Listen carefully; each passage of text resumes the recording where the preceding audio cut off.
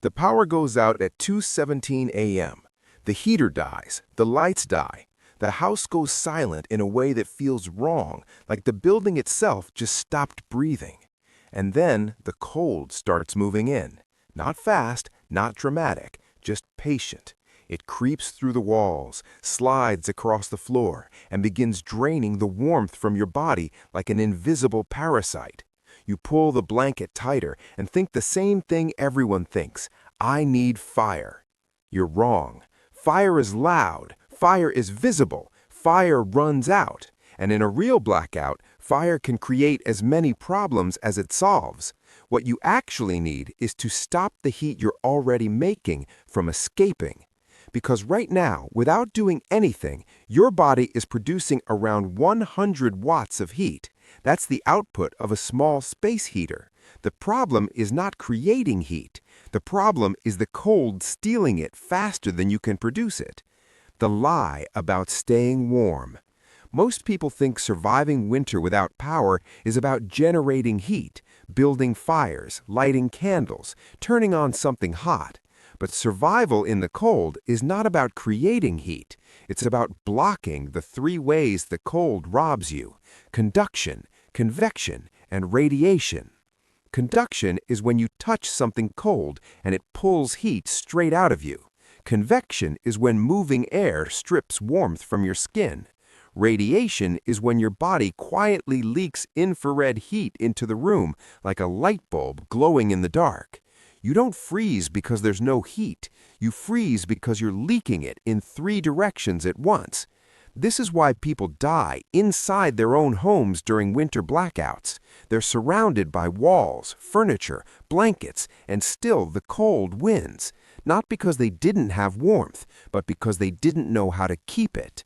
Your job is not to make heat. Your job is to plug the leaks. Step 1. The floor is your enemy. The first mistake people make is staying where they are, on the couch, on the floor, on the bed with nothing under them.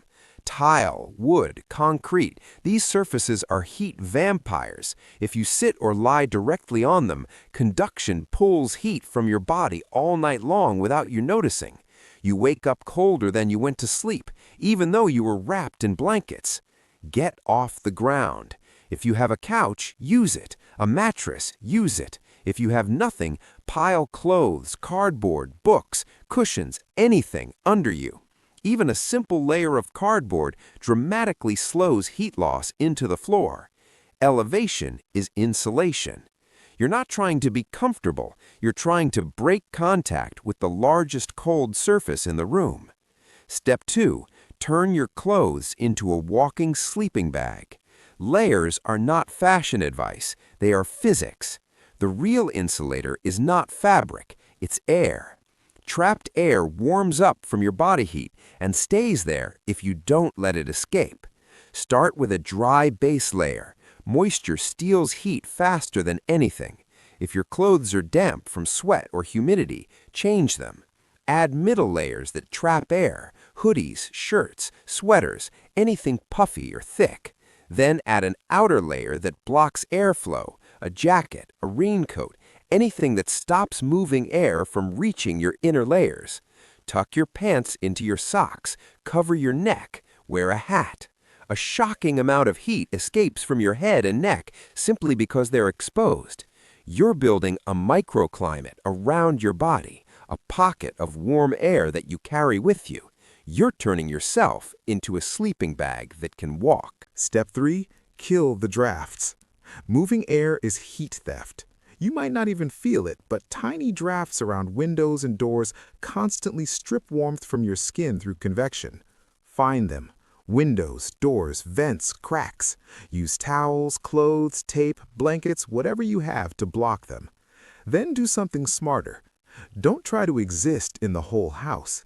Pick the smallest room available, a bedroom, a closet, any small enclosed space. Close the door. Hang blankets over windows. You're not trying to warm a house. You're shrinking the volume of air your body has to heat. A smaller space gets warmer faster from nothing but your body heat. Step 4. The mylar blanket trick almost everyone gets wrong. Those shiny emergency blankets people buy and throw in a drawer, they're one of the most powerful survival tools you own, and almost nobody uses them correctly. Mylar doesn't create heat, it reflects radiation. Your body is constantly radiating infrared heat into the room. You can't see it, but it's happening non-stop. If you wrap a mylar blanket around yourself with the shiny side facing your body, it reflects that heat back to you. Even better, put the mylar under a regular blanket or jacket. Now you're blocking radiation and convection at the same time. You've just built a personal heat mirror, and it weighs less than a sheet of paper. Step 5. Heat without fire. Stored warmth. You don't need flames, you need stored heat. If you still have access to warm water before things go completely cold, fill bottles, jars, or containers and seal them. Wrap them in cloth and place them near your core, chest, stomach, groin, armpits.